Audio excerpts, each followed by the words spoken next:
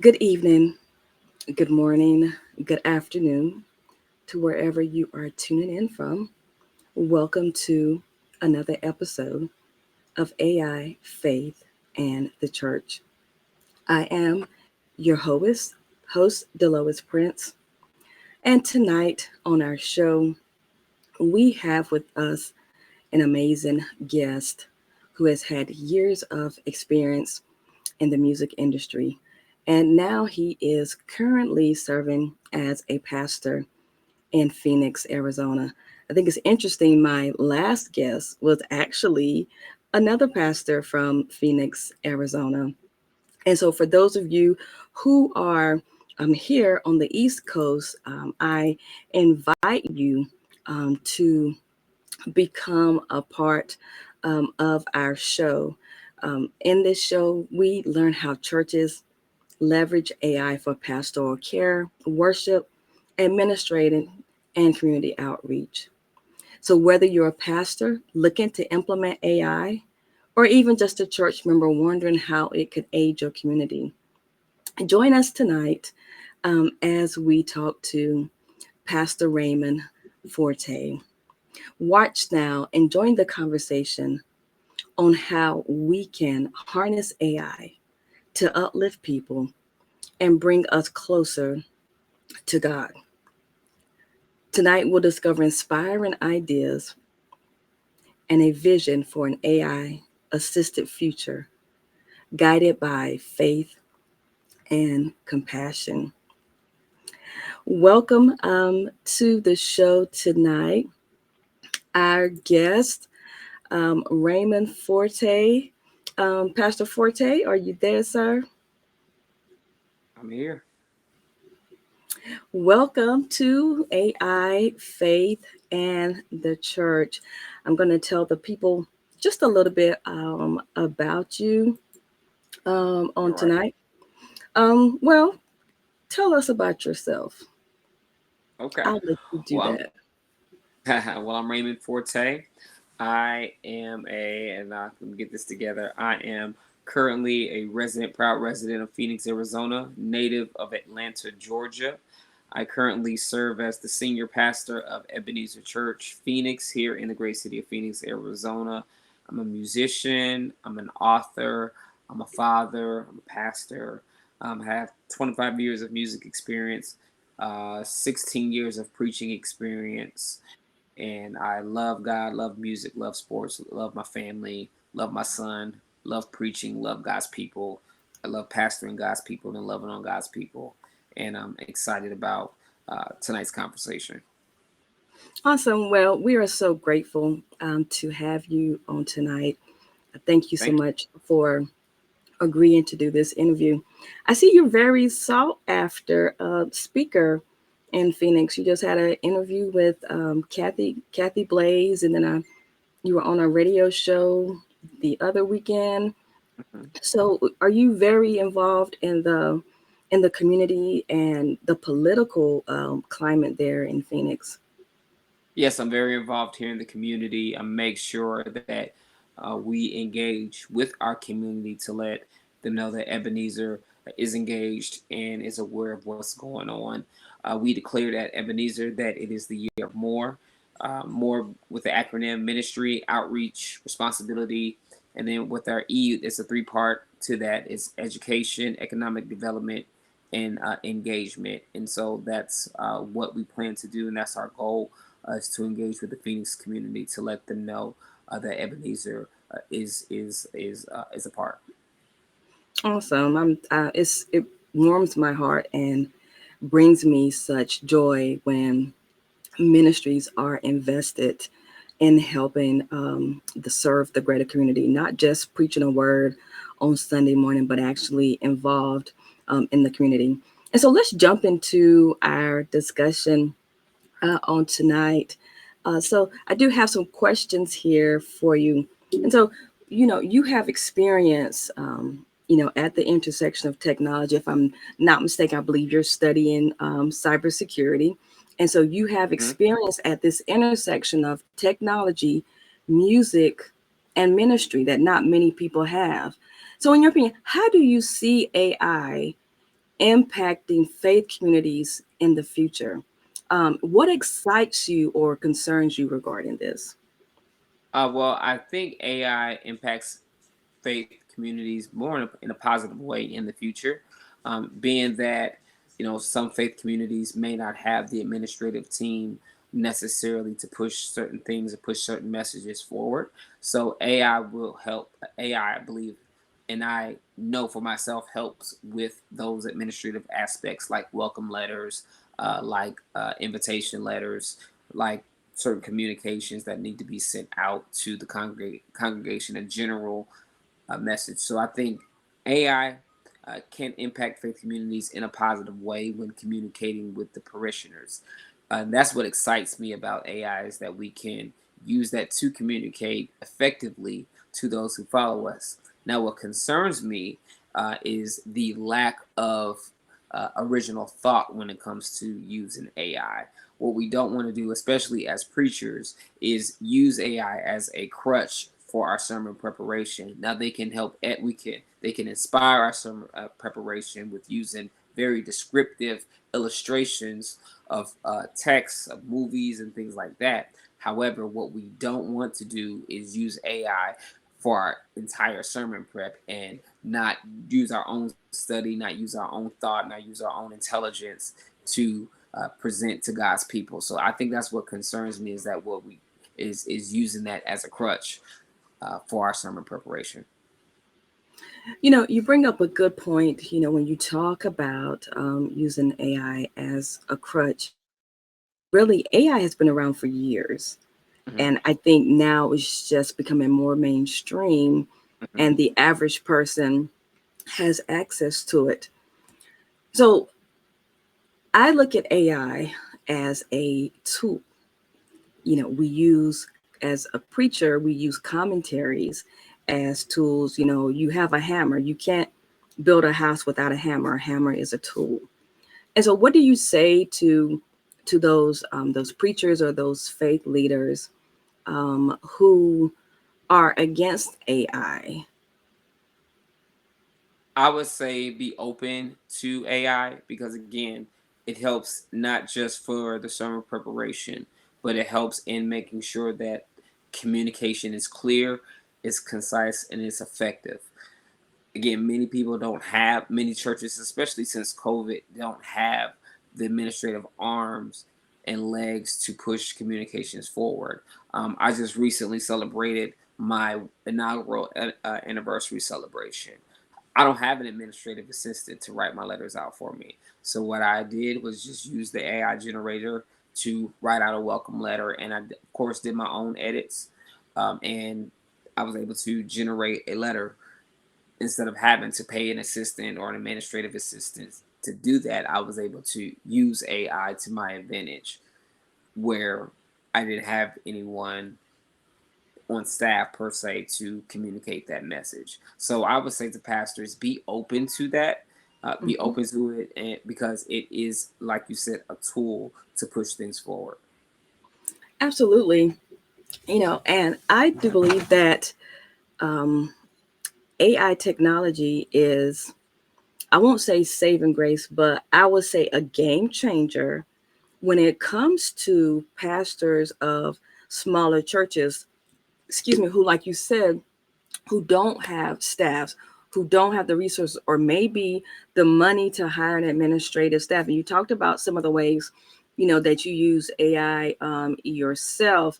And I believe that this will allow it kind of, I want to say, kind of levels the playing field out a little more when it Hmm. comes to the smaller ministries. Because if we're honest about this, like mega ministries for years, they have sermon writing teams, they Hmm. have church administrators, they have people, they have digital content creators who do their social media posting, who run their Facebook pages.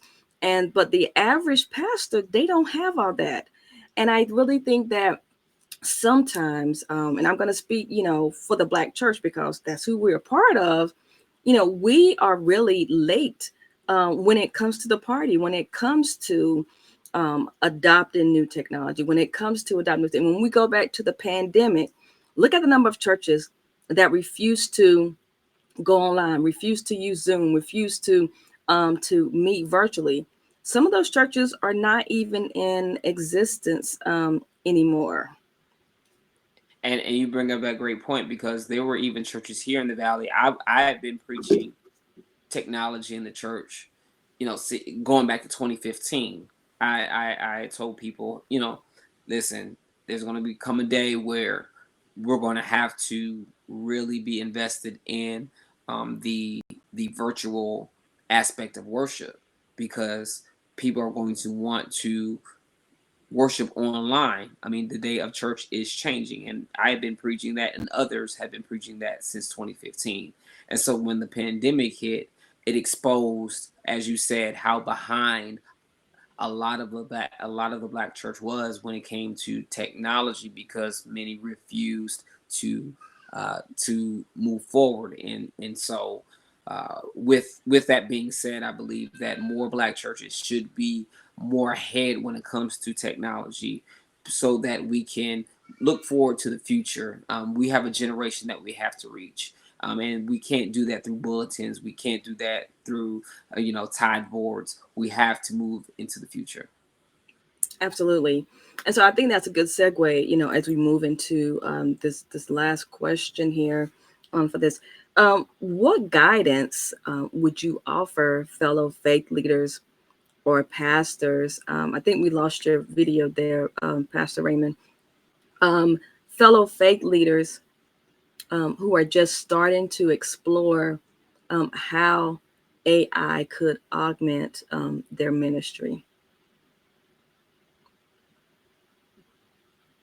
Repeat the question one more time. I apologize. I think we can't see you. We can hear you.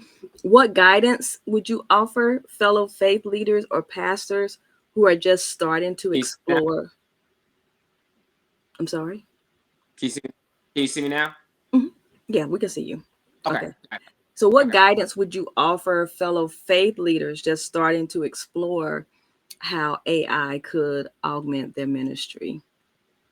So I would say use AI as a template um, for what it is that you're trying to do. So let's just say a worship service.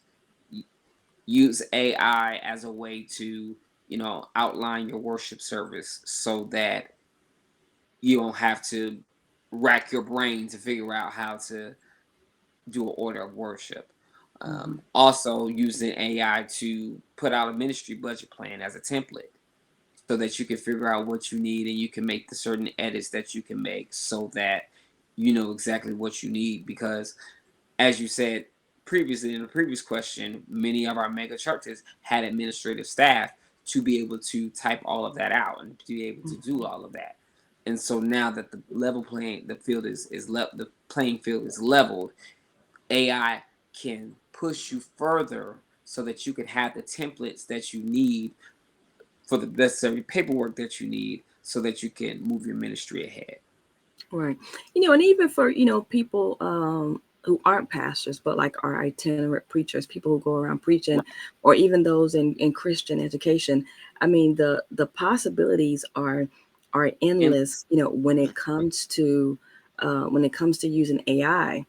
And I mm-hmm, get the argument, and the pushback that AI is no substitute for the Holy Spirit, or people think that AI is like plagiarism. Well, when we think about ghostwriting, what's the difference? right. Because if somebody ghostwrites something for you, it's their thoughts and their ideas. You may have given them some guidance, but you paid for somebody else to write a book and you put your name on it.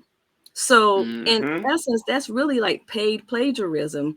right. Whereas with AI, you can direct AI with your own prompts. It's called prompt engineering, with your own Mm-hmm. prompts, with your own thoughts, and give it guidance as to the output that you want. It's again a template. It's a skeleton, but it's up to you to fill it out, to fill it up, and to fill it out. And that's what I use AI for, as a template, as a skeleton, so that I can push my ministry ahead, push my business, and move it forward. And it can be clear communication to those who are following us. And if we're on, it's really a time saver also, It is. because a lot of pastors are bivocational, and so they have other jobs besides pastor. I mean, you're a musician, you work, and you pastor, and you're a father, and so all of that. I mean, if there's a way to, what they say, work smarter, not harder, Uh-huh. Mm-hmm. Yeah. then I Yeah. think AI, would be the way to go. So if budget was no concern, what would be your dream AI project or experiment related to faith, worship, or community? So this is probably going to be a little bit left, but my dream project would to be to use the voices of preachers past, and to do a sermon on what's going on today. Like have a script from a particular text, have great minds write out the sermon, but then use their voice to preach the sermon. So you like really like say create a Gardner Taylor avatar and it would Exactly. and give it a sermon to preach. Exactly. Interesting. Yeah. Because artificial intelligence is um, being used in music, and is being used with voiceovers as well. So I would take a Gardner Taylor voice, or try and use that artificial voice, get 3 or 4 preachers together, come up with a sermon, and use that voice to preach the sermon. Yeah, well, I'm pretty sure the technology is there now. All they would have to do is go get his voice off of something that's recorded, and then get his likeness. And how they have like these AI picture apps feed the Mm-hmm. information, because that's what AI is, really machine learning. You feed it what you Mm-hmm. want it to know and learn. I don't think people really grasp and understand that.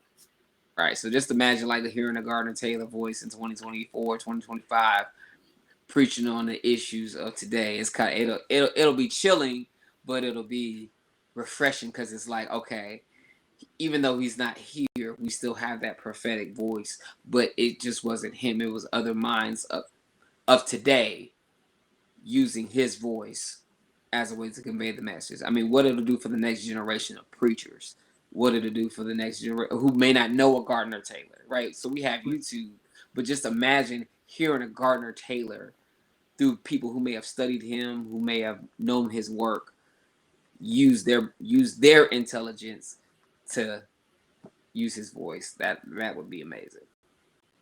Indeed, it would be. So let's talk about. So not only are you a preacher, father, musician, but you are also an author, maximizing mentally. Okay. So let me. So I'll ask the question again. Okay. All right. All Sounds right. good. So Pastor Forte, let's talk about your book, Maximizing Mentally, which is available on your website at theraymondforte.com, and also available on Amazon as well. If they order directly from you, they can also get a t-shirt, if I'm not mistaken. So tell us a little bit about Yeah. what inspired you to write Maximizing Mentally. What need did you see that this book could help address? So what inspired me to write the book? Well, it was maximizing mentally was an idea that was birthed in 2017. Originally, I thought it was a conference, but because I didn't have the resources for it at the time, and I didn't really have a clear vision about it, I just left it to the side.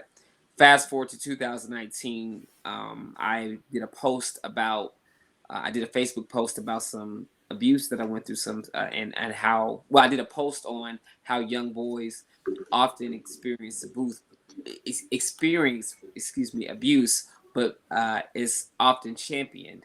and I shared a testimony about my own sexual, my own abuse in that area, and so my publisher, Apostle Kenyon Dudley, reached out to me and he said, "Listen, this is a book idea.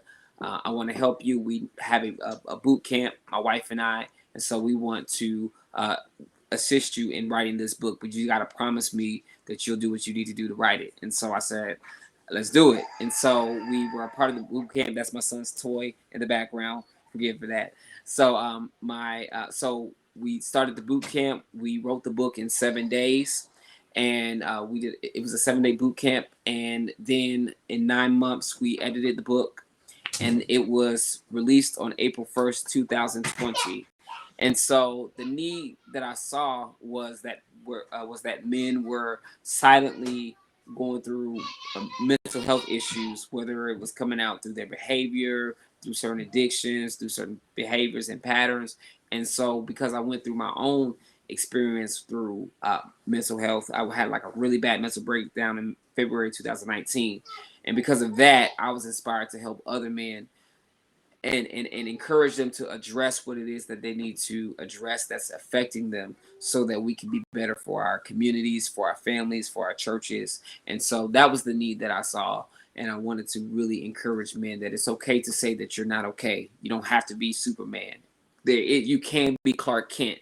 And so I wanted to share my own testimony and story and let men know that they can be free.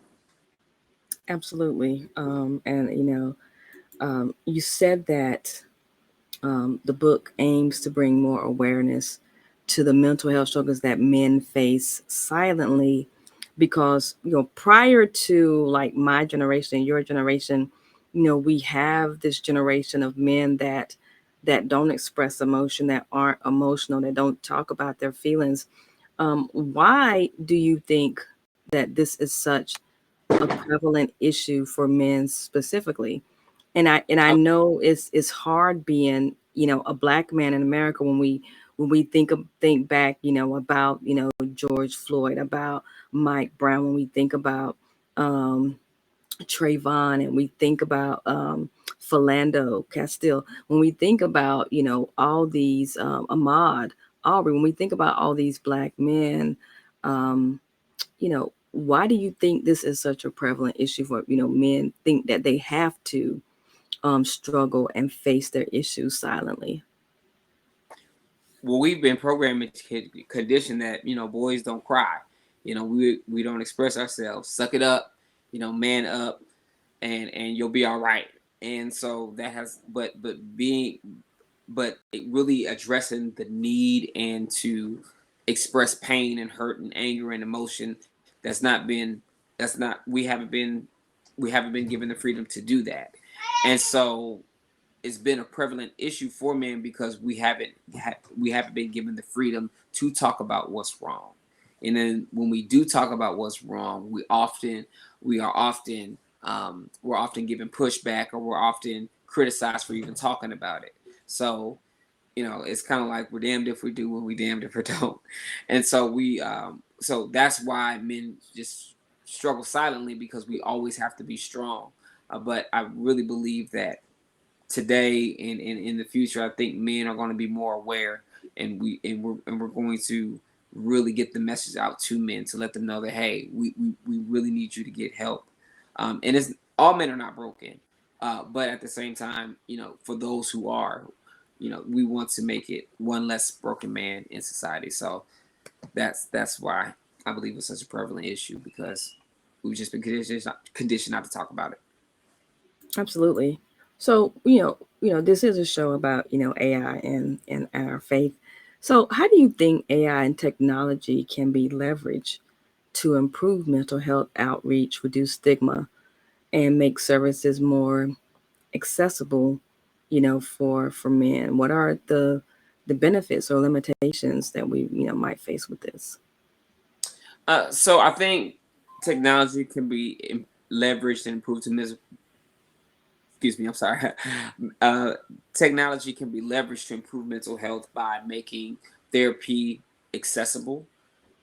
Most men are not able to go out and see a therapist, and then if they are, I mean, most men probably the most of the therapists are not available in the area that they live in, and so I think technology can be leveraged to do one-on-one therapy through their phone or through their iPad, through their computer, so that they can have someone to talk to. So there are platforms and avenues that's being created for that.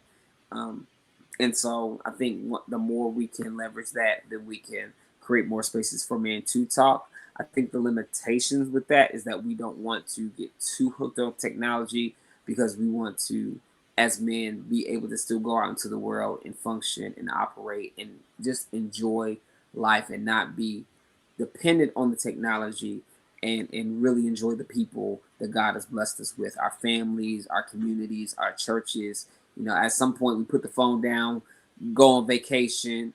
I ain't answering for 3 days. Call me unless somebody's there. So I think the limitations being dependent on that. So I think there could be a healthy balance with that.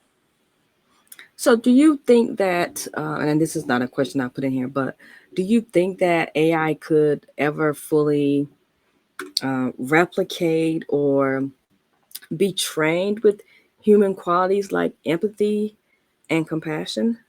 No, because it's not a human. It doesn't have feelings, doesn't have emotions.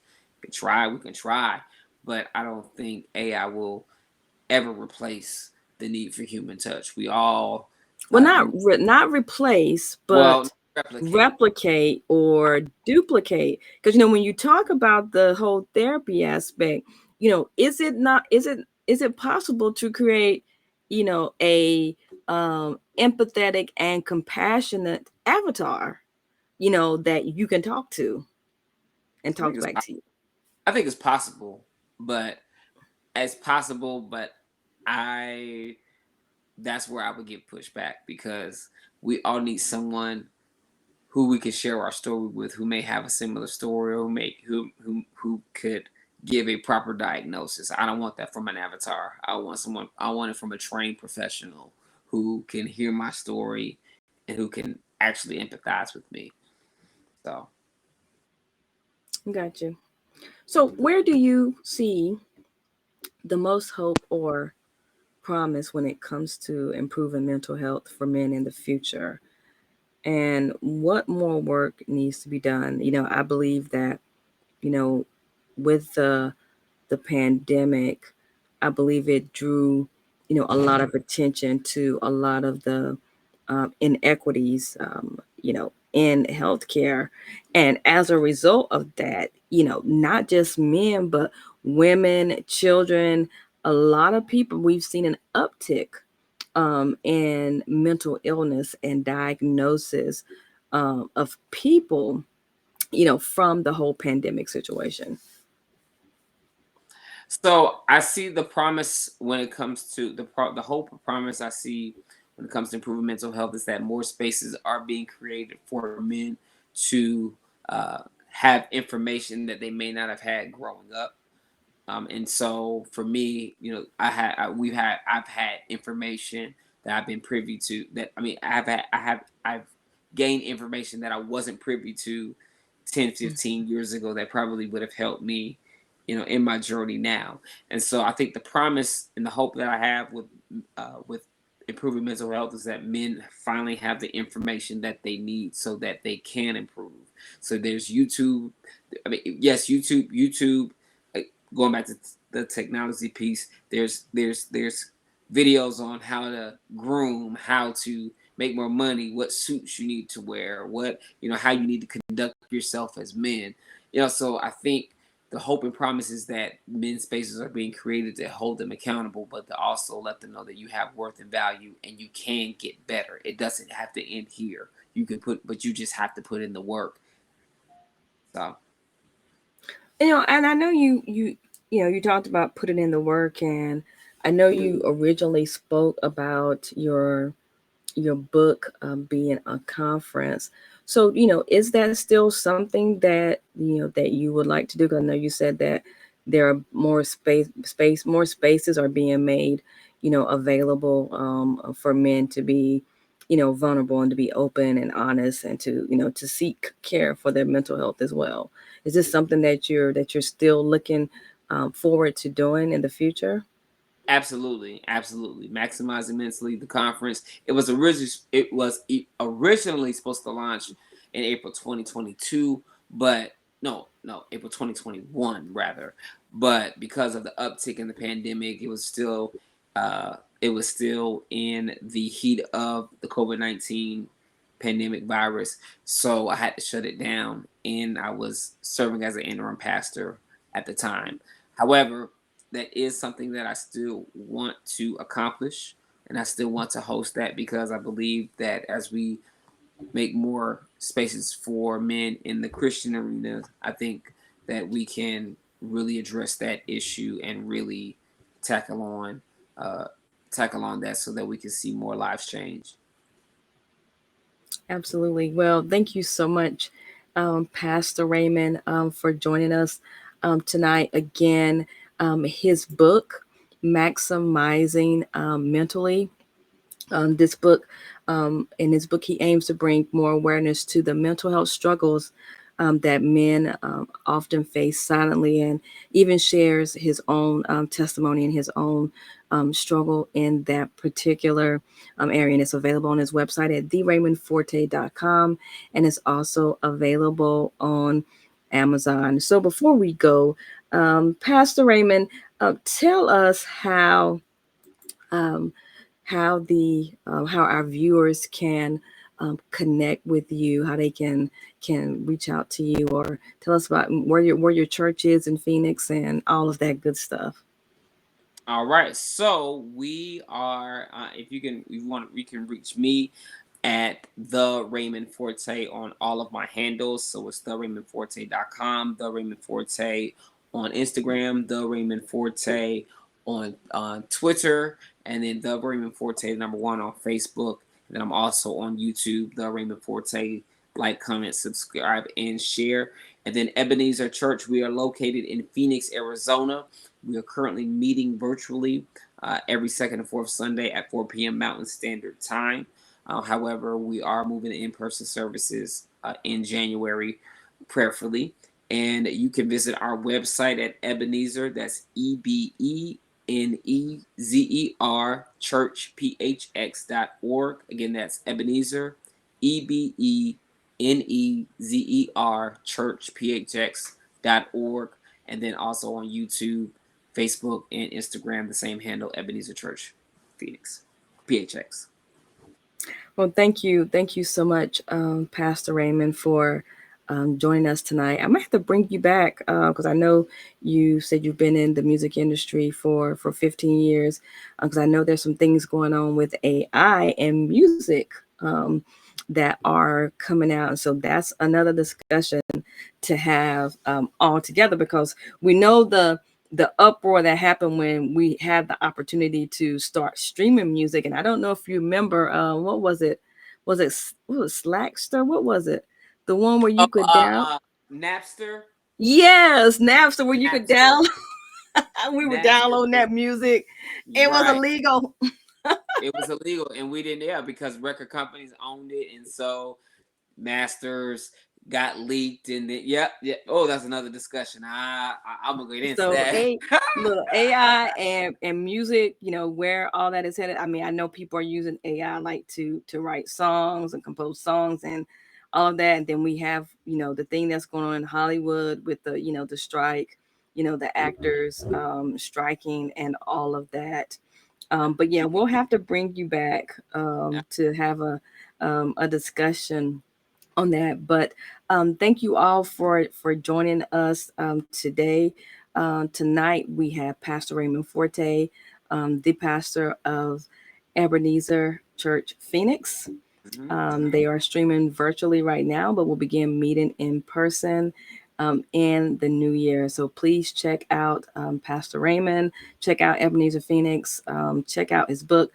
He's doing some amazing things there in Phoenix, in the community, and we are looking forward to your conference, to maximizing mentally, the conference, when you get that prepared. And for you all out there who are who have an interest in faith, AI, and the church space, we invite you to be a guest on our show. You can reach out to me on social media, Delois Prince Enterprises, Twitter, TikTok, and Instagram at I am Delois Prince. Our show again explores the intersection of religious spaces and emerging technology. And we are looking for guests like you to share your knowledge, your experience, and your outlook on how we can utilize AI in our faith spaces. Even as we consider the ethical considerations around AI and spirituality and the practical applications of using AI generative technology in churches, the future of AI in our religious context. And so, if you're a pastor, a theologian, a computer scientist, a futurist, even a lay member, a Christian educator, a deacon, a trustee, whoever you are, if you have any experience and expertise with AI and religion, we want to hear from you.